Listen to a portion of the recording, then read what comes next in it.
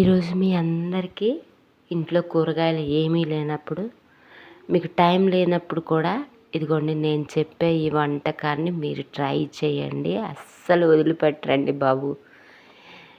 ఎంత బాగుంటుందంటే, ఎంత టేస్టీ ఉంటుందంటే చూడండి ఒకసారి వీడియో చూస్తున్నారు కదా.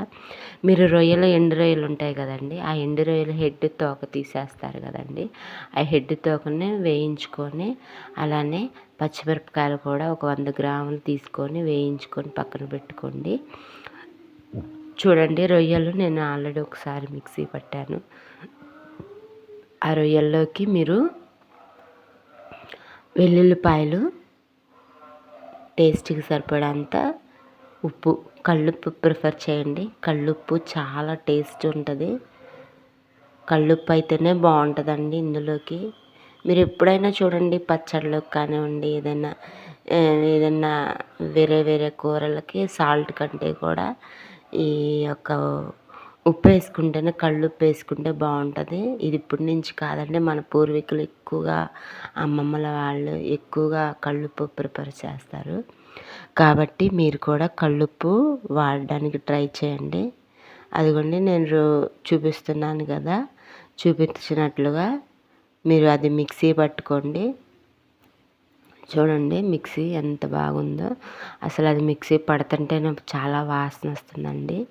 ఇది ఇప్పుడు కాదండి, మన అమ్మమ్మల కాలం నాటి వంటకం అన్నమాట.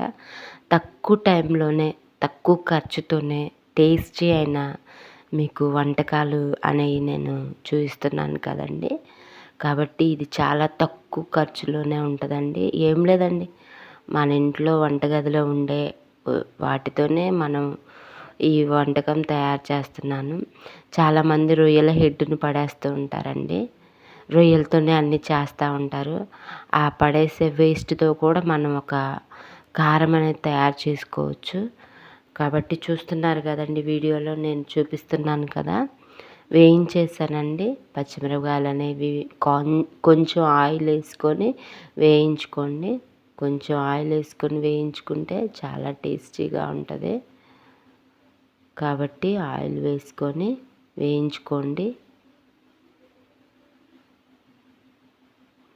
అలా వేగనిచ్చిన తర్వాత ఏదైతే మీరు రొయ్యలు మిశ్రమం మిక్సీ పట్టారో, సాల్ట్, ఉప్పు, కల్లుప్పు అలానే చిన్న ఎల్లిపాయలు వేసి, ఆ తర్వాత అది మిక్సీ గ్రైండ్ అయిన తర్వాత పచ్చిమిరపకాయలు వేయించినవి కూడా వేసుకొని మిక్సీ పట్టేసుకోండి.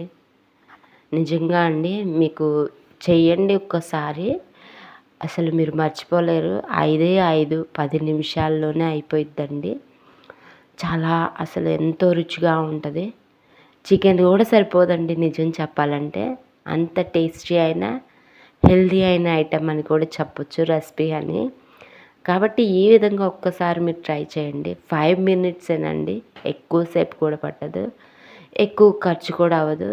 రొయ్యల హెడ్ తోక, అలానే ఉప్పు, అలానే చిన్నెల్లిపాయలు, అలానే పచ్చిమిరపకాయలు, ఇంతేనండి. కొంచెం ఆయిల్, అంతకు మించి మనము మన ఛానల్లో ఎక్కువ ఈ యొక్క రెసిపీకి ఏమి వాడలేదండి. కాబట్టి మీరు కూడా ఒక్కసారి ఇలా నేను చెప్పినట్లు ట్రై చేయండి. అవి పడేయకుండా, హెడ్స్ పడేయకుండా ఇలా ట్రై చేయండి.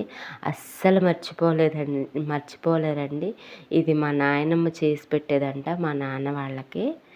కాబట్టి మేము కూడా ట్రై చేసాము ఒకసారి. చాలా తొందరగా అయిపోయింది. మీరు కూడా ఈ రెసిపీని ట్రై చేయండి, కామెంట్ చేయండి. చూడండి ఎంత మంచి వాసన వస్తుందో, అది వర్ణించలేమండి.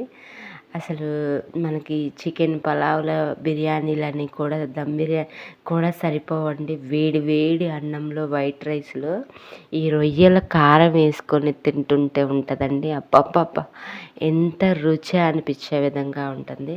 కాబట్టి తప్పకుండా మీరు ట్రై చేయండి. ఎలా వచ్చిందో కామెంట్ చేయండి. అలానే నా ఛానల్ ఫాలో అవుతూ ఉండండి, స్కిప్ చేయొద్దండి. తక్కువ ఖర్చుతోనే నేను మీకు ఈ ఐటమ్స్ చూపిస్తాను, ఆహార పదార్థాలు. కాబట్టి నా ఛానల్ ఫాలో అవ్వండి, స్కిప్ చేయొద్దు. స్కిప్ చేస్తే ఇక అది మీ ఇష్టం అండి. బట్ ఒక్కసారి చూడండి, తక్కువ ఖర్చుతోనే ఎంతో రుచికరమైన వంటకాలు నా ఛానల్లో అప్లోడ్ చేస్తూ ఉంటాను. ఫాలో అవుతూ ఉండండి. మరి ఒక రెసిపీతో నేను మీ ముందుకు వస్తాను. అప్పటి వరకు బాయ్ బాయ్ బాయ్.